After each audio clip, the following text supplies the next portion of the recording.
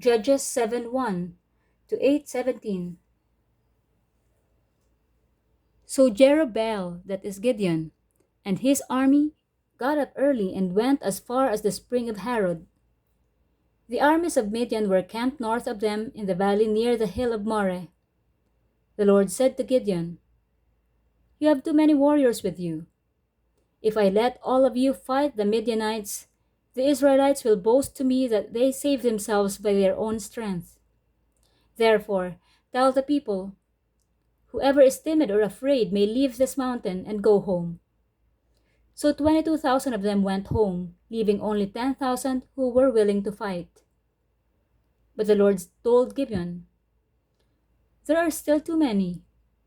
Bring them down to the spring, and I will test them to determine who will go with you and who will not."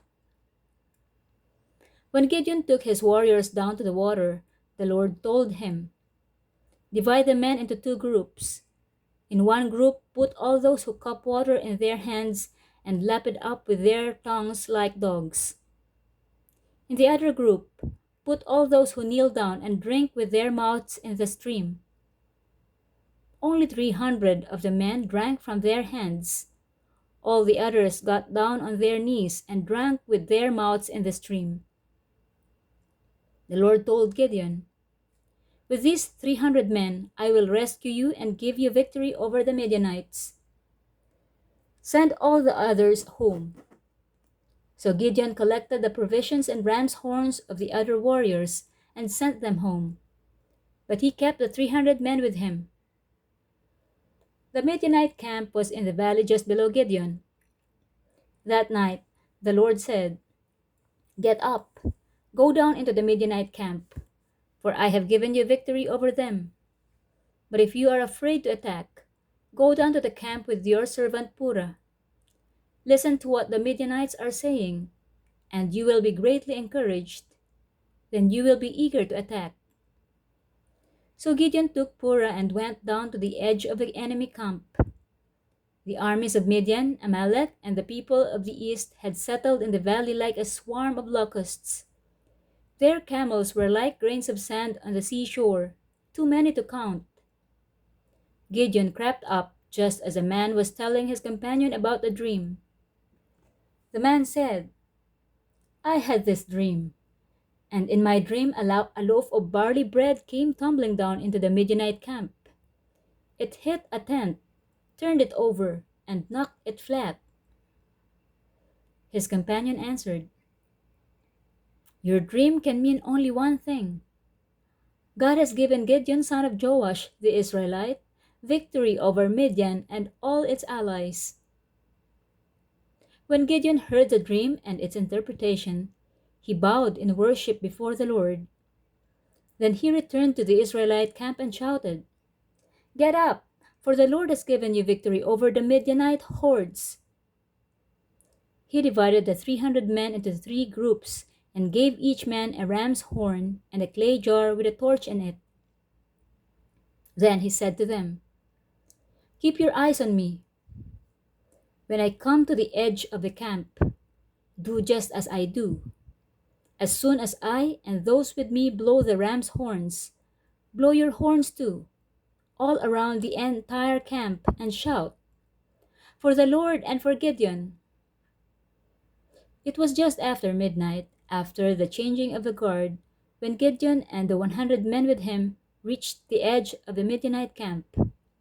Suddenly, they blew the ram's horns and broke their clay jars. Then all three groups blew their horns and broke their jars.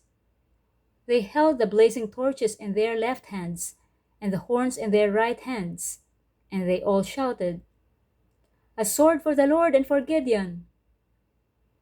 Each man stood at his position around the camp and watched as all the Midianites rushed around in a panic, shouting as they ran to escape.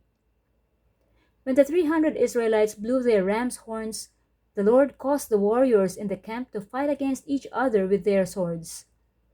Those who were not killed fled to places as far away as Beth Shittah near Zererah and to the border of Abel Meholah near Tabbath. Then Gideon sent for the warriors of Naphtali, Asher, and Manasseh, who joined in chasing the army of Midian. Gideon also sent messengers throughout the hill country of Ephraim, saying, "Come down to attack the Midianites. Cut them off at the shallow crossings of the Jordan River at Bethbara." So all the men of Ephraim did as they were told. They captured Oreb and Zeb, the two Midianite commanders, killing Oreb at the rock of Oreb and Zeb at the winepress of Zeb. And they continued to chase the Midianites. Afterward, the Israelites brought the heads of Oreb and Zeb to Gideon, who was by the Jordan River. Then the people of Ephraim asked Gideon, "Why have you treated us this way? Why didn't you send for us when you first went out to fight the Midianites?" And they argued heatedly with Gideon. But Gideon replied, "What have I accomplished compared to you? Aren't even the leftover grapes of Ephraim's harvest better than the entire crop of my little clan of Abiezer? God gave you victory over Oreb and Zeb, the commanders of the Midianite army. What have I accomplished compared to that?" When the men of Ephraim heard Gideon's answer, their anger subsided. Gideon then crossed the Jordan River with his 300 men, and though exhausted, they continued to chase the enemy. When they reached Succoth, Gideon asked the leaders of the town, "Please give my warriors some food. They are very tired. I am chasing Zebah and Zalmunna, the king of Midian." But the officials of Succoth replied, "Catch Zebah and Zalmunna first, and then we will feed your army." So Gideon said, "After the Lord gives me victory over Zebah and Zalmunna, I will return and tear your flesh with the thorns and briars from the wilderness." From there, Gideon went up to Peniel and again asked for food, but he got the same answer. So he said to the people of Peniel, "After I return in victory, I will tear down this tower." By this time, Zebah and Zalmunna were in Karkor with about 15,000 warriors, all that remained of the allied armies of the east, for 120,000 had already been killed. Gideon circled around by the caravan route east of Nobah and Jogbeha, taking the Midianite army by surprise. Zebah and Zalmunna, the two Midianite kings, fled, but Gideon chased them down and captured all their warriors. After this, Gideon returned from the battle by way of Heres Pass. There he captured a young man from Succoth and demanded that he write down the names of all the 77 officials and elders in the town. Gideon then returned to Succoth and said to the leaders, "Here are Zebah and Zalmunna. When we were here before, you taunted me, saying, 'Catch Zebah and Zalmunna first, and then we will feed your exhausted army.'" Then Gideon took the elders of the town and taught them a lesson, punishing them with thorns and briars from the wilderness. He also tore down the tower of Peniel and killed all the men in the town.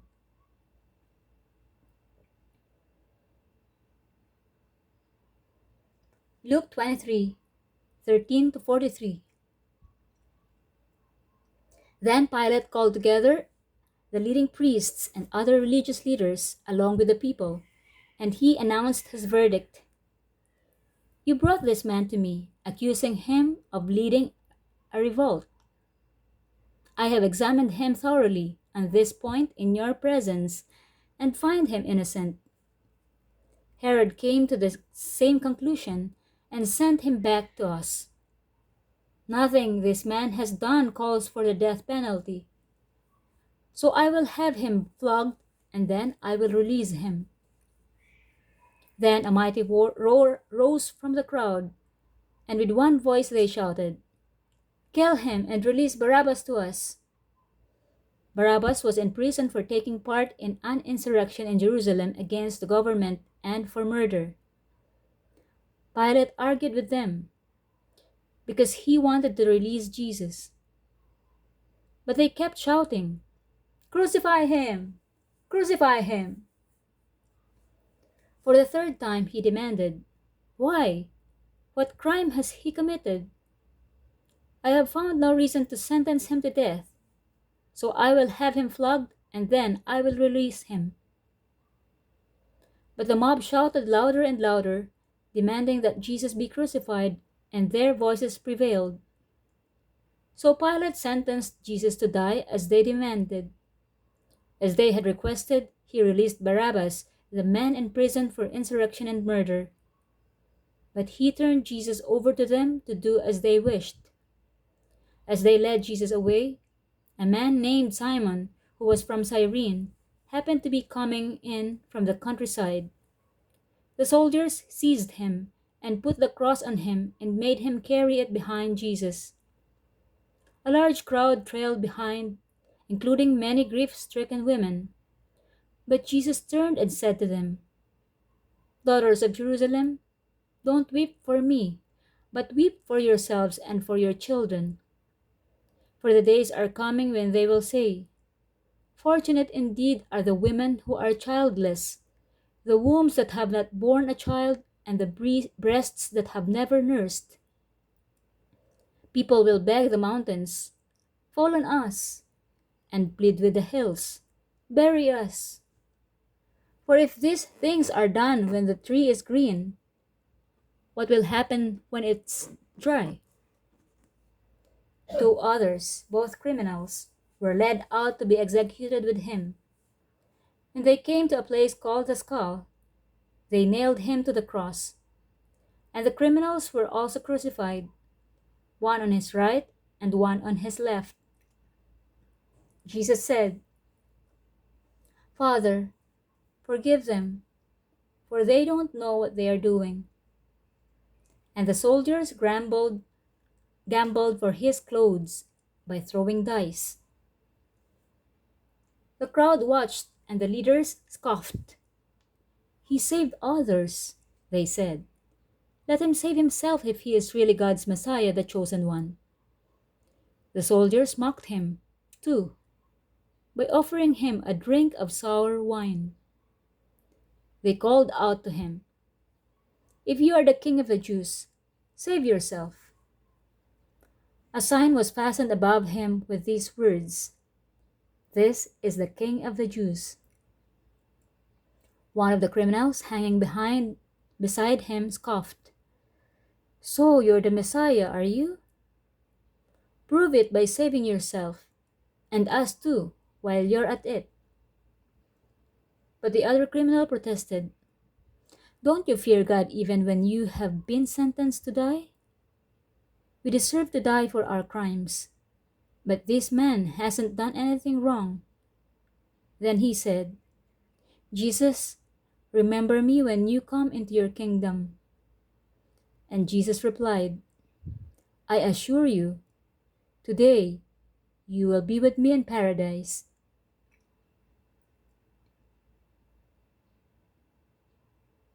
Psalms 97, 1 to 98, 9. The Lord is King.